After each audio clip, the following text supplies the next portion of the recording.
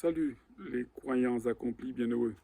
Bienvenue sur la chaîne Je suis Amour, la chaîne de développement personnel qui utilise les promesses bibliques pour les rendre vraies, véritables, véridiques dans ta vie. Je suis Edouard Maborou, je suis coach aimé, passionné, apprécié et je me fais un devoir de te prouver que tu as raison de croire, seulement tu n'avais pas compris encore dans quelle mesure ces promesses bibliques pouvaient changer ta vie, à devenir une meilleure personne, à devenir une personne plus riche, plus heureuse, plus amoureuse de toi-même et des autres.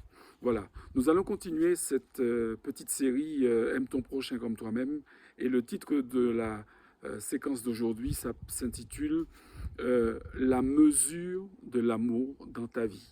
Comment mesurer l'amour dans ta vie? Parce que la loi dit aime ton prochain comme toi-même. C'est-à-dire, autrement dit, comment aimer comme toi-même.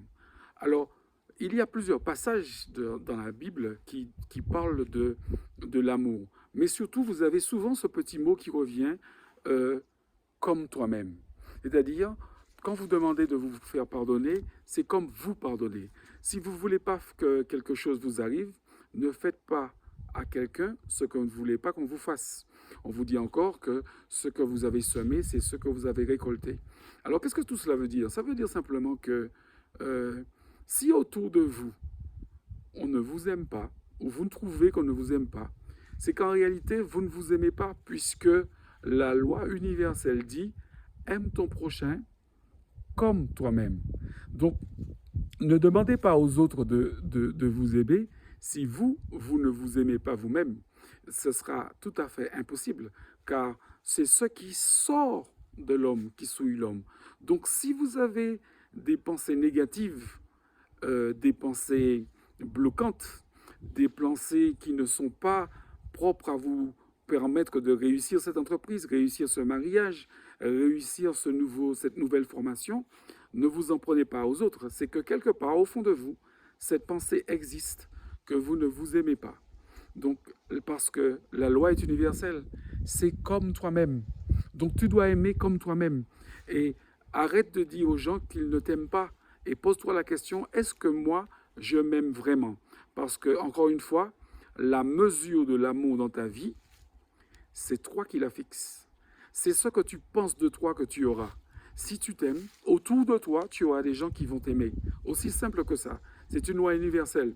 Donc, je t'invite à t'interroger et à te demander, est-ce que je m'aime vraiment? Qui est-ce que j'ai autour de moi? Comment est-ce qu'il s'adresse à moi? Et ainsi, tu verras que de quelle mesure d'amour tu as fixé, quelle est la mesure d'amour que tu as fixée dans ta vie. Et à partir du moment où tu as fixé cette mesure, tu verras que c'est la mesure que tu vas attendre des autres, puisque c'est la mesure que tu te donnes à toi-même. Donc, je t'invite à faire ce petit pas aujourd'hui. N'oublie pas, c'est toi qui donnes la mesure. Donc, c'est aime ton prochain comme toi-même. Tu dois apprendre à aimer comme toi tu t'aimes toi-même. Tu dois apprendre à pardonner comme toi tu pardonnes toi-même ou comme toi tu te pardonnes toi-même. C'est la même chose.